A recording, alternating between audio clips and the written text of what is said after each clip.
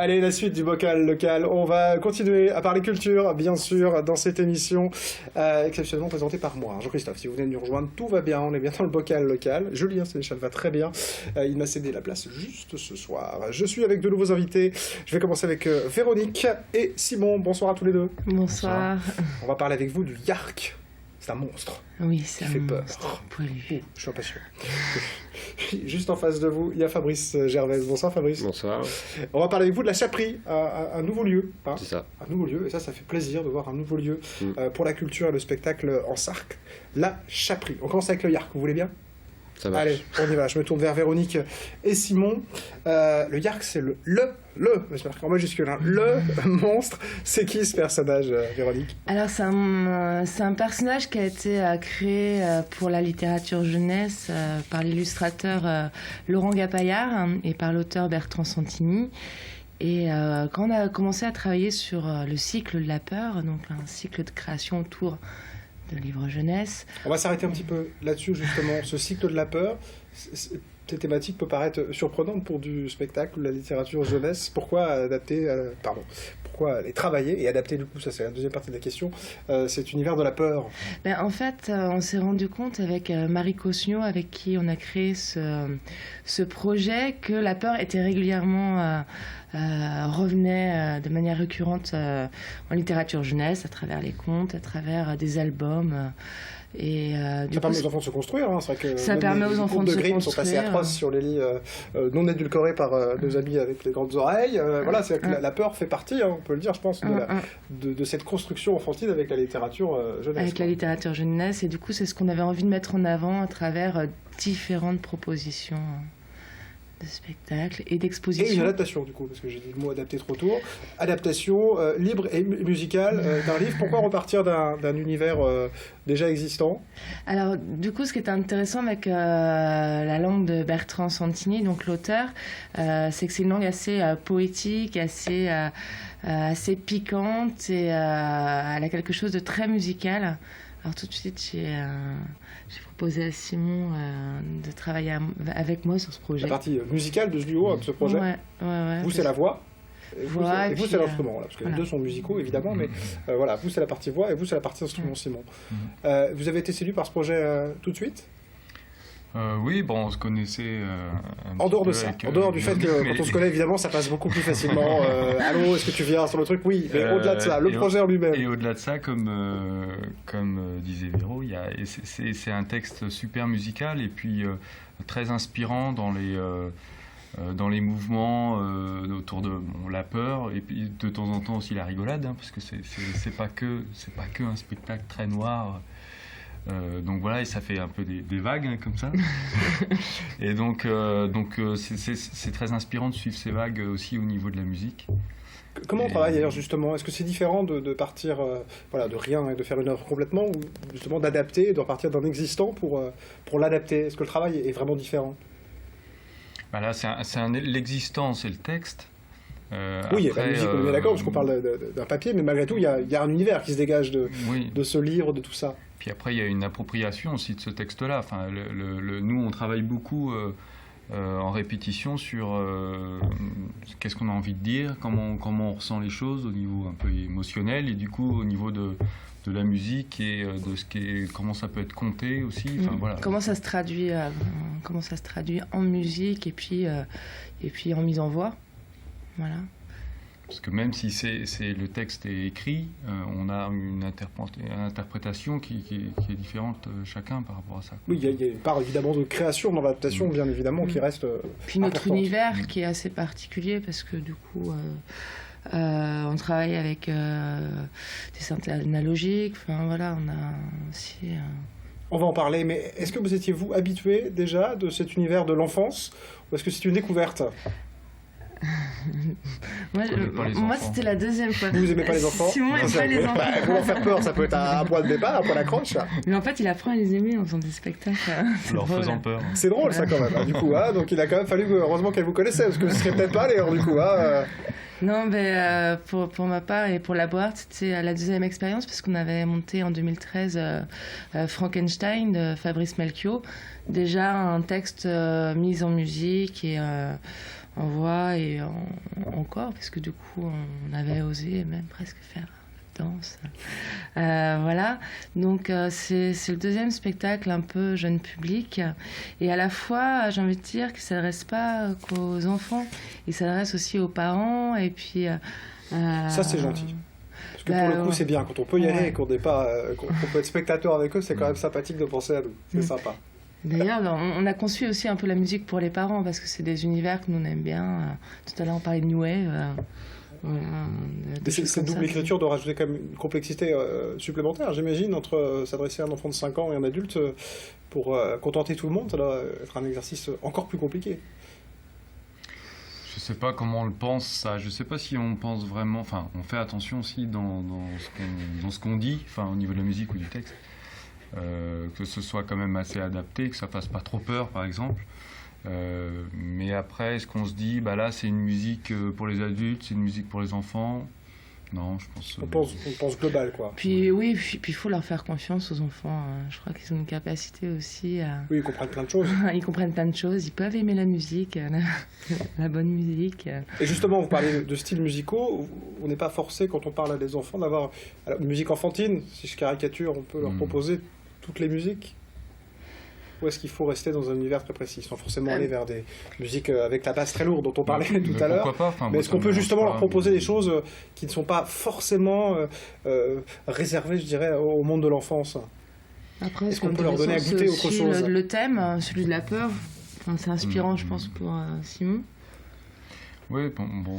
On n'en a pas causé de ça, alors vous allez nous remettre en cause tout le... Bon, bah en fait, le spectacle ne va pas avoir lieu, parce qu'ils ne sont pas d'accord du tout. Non, si, mais moi, ce que j'aime bien, bon, par exemple, avec les synthétiseurs, c'est que ça peut développer des fréquences basses qui fassent trembler un peu. Bon, ces synthés-là, ça permet de travailler sur le son, vraiment. On sculpte le son. Donc je pense que ça, c'est pas... on est réceptif, qu'on soit adulte ou enfant, à ça. Le son, on est réceptif à ça. Enfin, il n'y a pas d'âge pour être réceptif au son.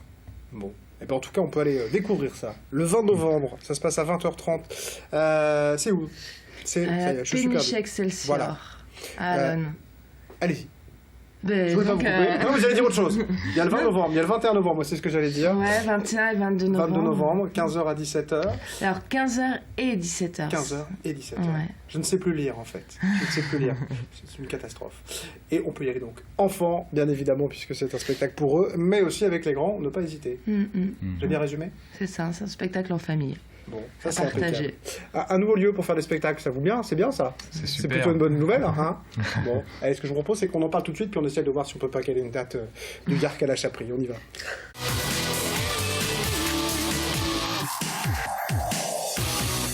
Ouais, ça c'est une bonne nouvelle, Fabrice, de voir un nouveau lieu d'expression culturelle qui arrive. Ça se passe du côté de Guessela, c'est bien ça? C'est ça. Avec une inauguration, du coup, on va en parler un petit peu. Ça sera aussi le 20 novembre. Alors vous êtes connu avec l'association Tout s'échappe, donc vous n'êtes pas un nouveau de l'univers. Qu'est-ce qui s'est passé pour qu'on passe de ça, de Tout s'échappe, à ce lieu? Est-ce que vous pouvez nous raconter un peu l'histoire de ce lieu, la création de ce lieu? Qu'est-ce qui s'est passé depuis? On a arrêté les festivals et puis voilà, on a déménagé, on est arrivé là, le lieu était super. Il y avait de quoi mettre des chapiteaux, il y avait de quoi garer 150 voitures. Vous avez vu de la lumière, vous êtes arrêté, quoi. Ça. On a squatté. Donc, vous étiez habitué des festivals quand même, il y avait la marmite à Arvezé, il y avait plein de choses. Ouais, fatigué de se trimballer un peu partout, et vous aviez envie de vous poser? Non, c'était pas une volonté de notre part, on va dire. C'est un état de fait. Oula, je sens les deux. Voilà, non, mais il y a un sous-message. Alors tout le monde pourra, mais certains l'auront peut-être capté. Non, en tout cas. on aurait bien continué. Après, il y a eu un gros déficit. On nous a pas suivis sur le déficit, donc on a remboursé nous-mêmes. Et vous repartez sur cette aventure. Voilà, on repart tout seul là-dessus. À Guessela. Et c'est le premier événement. Qu'est-ce qui va se passer pour ce premier événement, Fabrice? Donc là, en fait, on accueille une résidence depuis dimanche de Desisfield, une nouvelle formation de Sarthe, principalement de Sarthe, parce qu'il y a d'autres personnes un peu plus loin, mais donc qui font de la pop onirique. Ils disent on va encore découvrir autre chose. La C'est pop onirique. très ambiant, ouais. De toute façon, il y en a. Impeccable. On peut dire ce qu'on veut sur les musiques, je pense. Oui, Chacun mais nos la critères. semaine dernière, dans Il n'y a plus qu'à, on en parlait. J'ai dit du rock français, mais non, c'est du rock en français. Et c'est vrai que ça change tout. Donc, il faut faire attention à tout ce qu'on dit. Donc là, c'est du rock onirique. De la pop. De la pop De la onirique. pop onirique. En fait, c'est une formation, ils sont 7. Il y a violoncelle, harpe, chant, clavier, percu, Vous y êtes presque. contrebasse. Harpe. Il reste. Pardon? Harpe, je disais, je sais pas si vous l'aviez dit là. harpe. Si, j'ai Vous dit l'aviez dit. en deux.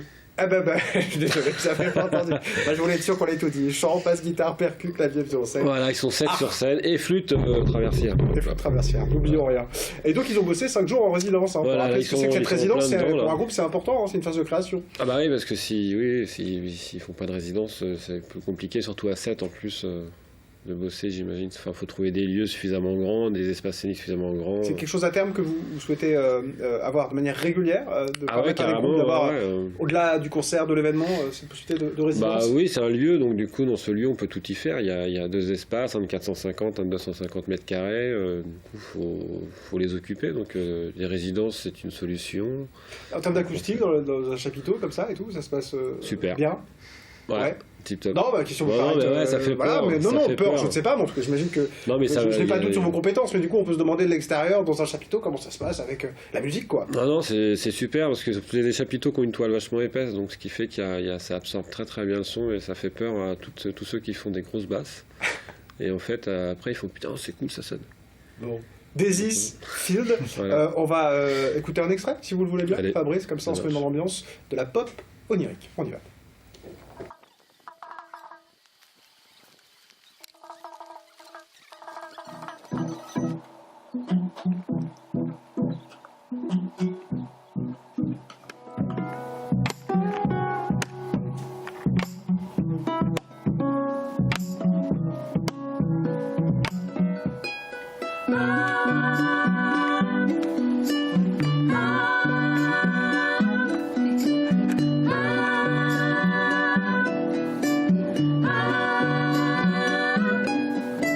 Je suis nocturne, je vois la lune d'un trait entre 2 et 6. Sur le rythme corbeau, je me hisse. Somewhere in the clouds, somewhere in the clouds. Ah, ah, C'est surprenant, voilà. Une belle découverte. en tout Ouais, cas. ouais, c'est Daisies Field. plutôt pas mal. Surprenant dans le bon sens, hein, évidemment. Enfin, il y a pas de... Ça fait penser un peu à ces jeunes filles qu'on a entendu reprendre avec juste la voix qu'on cartonnait là, sur Internet et sur YouTube, là, qu'on entendait Ah, partout. les trois. Aidez-moi. Ah ben voilà, on se souvient plus. Personne ne se Trois souvient. filles, là. C'est pas gentil. Si, on le sait tous. Mais... Ah, c'est pas on le voit Ouais, bien, c'est hein, pas ça. avec On Summer va pas le dire, 2015, là, etc., là, qu'on a Ouais. entendu en boucle, avec ce côté voix et juste les instruments posés de manière très légère. En tout cas, une belle découverte. 21h45, il y aura l'étrangleuse. Ouais. Si quelqu'un trouve en régie n'importe où, n'hésitez pas à me dire, ça me rassurera avant la fin de l'émission. Là, c'est un duo lyonnais, c'est ça? Ouais, c'est ça. Un duo ou un duel, il se présente aussi comme un Un duel, ouais. Ça, c'est original aussi. Allez-y. Non, mais je pensais que vous alliez m'en parler, mon cher Fabrice. Ah bah je peux, ouais, mais je crois qu'il y a marqué des trucs sur la feuille. Ah bah oui, mais je vous laisse parler. C'est le truc, sinon ça sert à rien que vous veniez, tout ça. Donc c'est pour ça que je vous Non, laisse parler. c'est un super projet. Du coup, c'est donc de Maëlle et puis Mélanie. Mélanie, elle est harpiste dans des orchestres, grands orchestres à Lyon. Là. Elle tourne beaucoup dans le classique. Et Maëlle, c'est un mec qui sort plutôt du punk. Et donc, le mélange, il est vraiment terrible. J'adore. Ça fait plusieurs fois qu'on les accueille. Et c'est Rock vraiment... aux influences punk, voilà. C'est parce marrant qu'il y a- pour une harpiste classique. Il y a des trucs Classe. très ambiants, puis des fois ça part dans des guitares super arrêtées, super sèches, là, un espèce de truc à la ZX qui est vraiment énorme, et puis toute la harpe est bouclée derrière, enfin, moi j'adore, j'adore. Une belle découverte aussi. On écoute un extrait parce qu'on Ah en a ouais, aussi grave, comme ça. carrément. On découvre en images et en musique l'étrangleuse.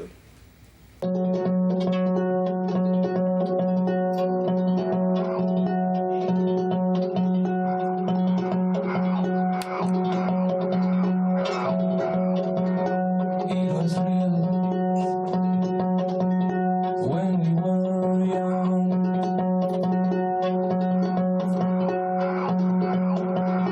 Now it's all gone in a corner of the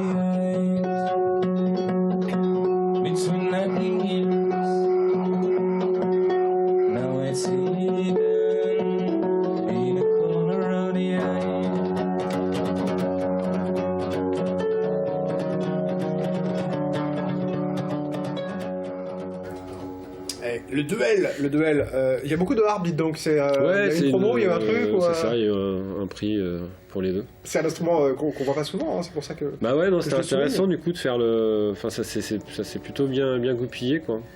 Du coup, c'est un peu la soirée de la harpe. C'est la soirée de la... Bon, je rappelle que Voilà. c'est le 20 novembre, à partir de 18h30 à la Chaperie. Moi, je voulais juste dire un mot, vous parliez de financement tout à l'heure, etc. Justement, est-ce que c'est dur, au milieu rural, d'amener la culture, de la faire vivre comment ça se passe? Eh ben, on Je vais me dire redémarre. bien, je sens que vous allez me dire bien, salut. Ouais, non, mais ça se passe que nous, on y va là, on y va avec rien, avec moins. Il n'y a aucune aide, il n'y a rien. Il y a Donc pas- comment on fait pour faire fonctionner du coup on un y lieu va. comme ça, si on n'a pas d'aide On fait, avec puis on avec le verra, c'est public? les entrées qui vont faire peut-être ou pas. Et puis les groupes jouent vachement le jeu là. De toute façon, il y a la résidence, donc du coup c'est un échange qui joue en même temps. L'étrangleuse était sur la route, du coup voilà, c'est un peu des copains, donc ils font ça. Et puis là on démarre, donc tout le monde sait, notre entourage sait qu'il n'y a aucun financement, donc il y en a pas mal qui nous filent la main en disant nous on va venir jouer là.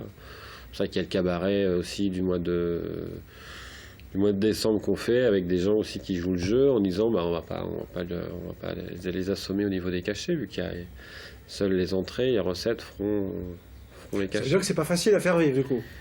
Je sais pas, on n'a pas démarré. D'accord. Non mais après peut-être. Non, mais vous avez que- l'expérience vous de Oui, mais voilà, de ce après, milieu et de l'organisation. Même si On c'est pas dans verra le lieu, si mais les de festival. collectivités veulent se rapprocher, très bien. Au contraire. En tout cas, si on veut vous aider, il y a une solution, c'est de venir. En fait, Ouais, un déjà, spectacle, c'est ouais. bien ça. Ouais, de venir déjà, ça fait participer, ça fait profiter, ça fait participer. Pour nous, c'est bien d'y aller et puis ça permet de. Et puis voilà. après, on va essayer de travailler aussi pas mal avec les entreprises, avec le privé, pour essayer de ramener des fonds là-dessus, quoi. Donc il y a quand même des pistes en effet pour arriver Ah bah oui, à faire fonctionner tout ça, quoi. Il faut. L'idée, c'est un petit peu de travailler vachement avec le privé. De toute façon, aujourd'hui, les collectivités, on va les voir et avant de dire bonjour, elles disent on n'a pas de sous. Donc, du coup, je sais pas, ça fait longtemps que je les ai vus, mais j'imagine le discours n'a pas trop changé. Donc du coup, il faut retrousser Donc les du coup, manches, voilà, en du côté gros, du privé et pour du l'instant, public, quoi. on y va sans rien, on verra. On essaye d'amener un petit peu de privé autour de ce projet-là. Et puis après, s'il y a des collectivités publiques qui veulent s'y intéresser, au contraire, nous, on est preneurs, parce que peut-être qu'à un moment donné, on ne pourra pas continuer aussi. Eh ben, en Si tout cas, on- on continuera de donner, en tout cas à notre niveau, les informations de ce qui se passe là-bas, parce que on peut essayer, en tout cas, de donner au public envie d'aller vous voir. Ça, Ouais, puis c'est on un peut essayer chouette de faire. lieu. c'est vraiment Donc un chouette lieu. allez découvrir en tout cas la Chaperie à Guessela le 20 novembre. Et puis après, voilà, suivez son actualité avec cette belle soirée des Eastfield, l'étrangleuse, de belles surprises musicales. C'était LEG le groupe, voilà, je l'ai dit en antenne, mais c'est LEG, voilà, pour ceux qui cherchent éventuellement devant leur télé. N'oubliez pas non plus le Yark, le monstre. Du coup, ça sera ce même week-end 20, 21, 22 avec ce spectacle pour toute la famille. Allez, on revient dans un instant juste après la pub avec Matt et puis un sujet sur la BD La Présidente. Merci à mes invités. À tout de suite pour le vocal Merci local. à vous.